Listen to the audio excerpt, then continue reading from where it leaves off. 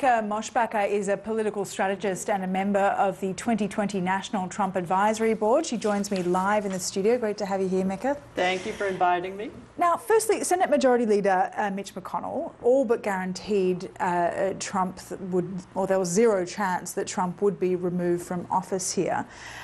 Can we assume Trump cannot be removed at all given this, or do you think that there might be a little bit of conflict when this Senate trial actually comes to play? We've never been more united as Republicans.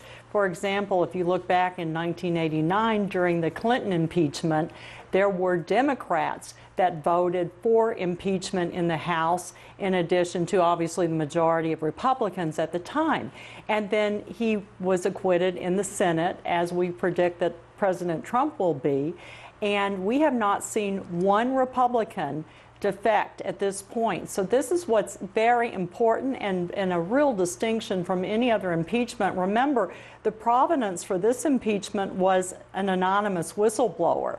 And the House Republicans have argued, and argued very strongly, that this individual should have testified even if it was under closed-door testimony. And secondly, the Republicans have argued from day one, when the impeachment inquiry started, that Nancy Pelosi originally had stated that it would be bipartisan, and it's been voted on again, on strict party lines. Additionally, the Republicans feel that this has been a very unfair process. They have not been able to call the witnesses that they wanted in front of the Intelligence Committee. When the professors were called in, there were 3 liberal professors, and the Republicans, even though they're in the minority, only had 1 conservative professor, Jonathan Turley, who actually voted for Clinton. So we think that with the polling the way it is, even Politico said in November, I think it was November 19th, that Americans are, there's a downward trend toward Americans not in favor of impeachment. And the big danger is the 31 members of the House Democrats that are in swing districts, of which Trump won in 2016. Okay, but the Senate hearing has not begun yet, and we have heard from the Senate Minority Leader, Charles Schumer, issuing a statement saying that every senator will take an oath to render impartial justice. So is there a possibility that we might see some conflict between Republicans, given the hard, firm evidence that's been moved through the House here? We may see 1 or 2. But if one looks at what's going on in the House, again, we have never been more united. And this is viewed by Republicans as a political hit job on President Trump.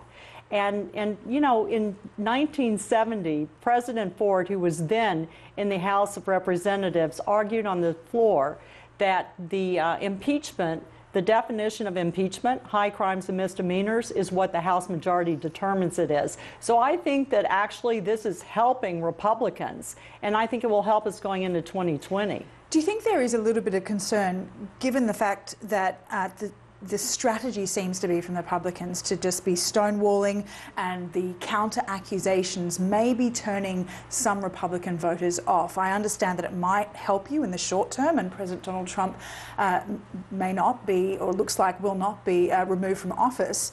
However, is there a possibility that come the election you might lose some of those college-educated voters, those white women in the suburbs that seem to really put a lot of value for top civil servants as professionals rather as aides to this kind of behaviour? Well, I don't look at polling, I look at fundraising.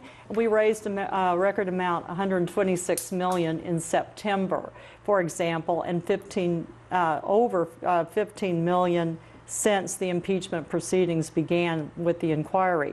I think that people elected President Trump so that he would throw a hand grenade into the Washington establishment.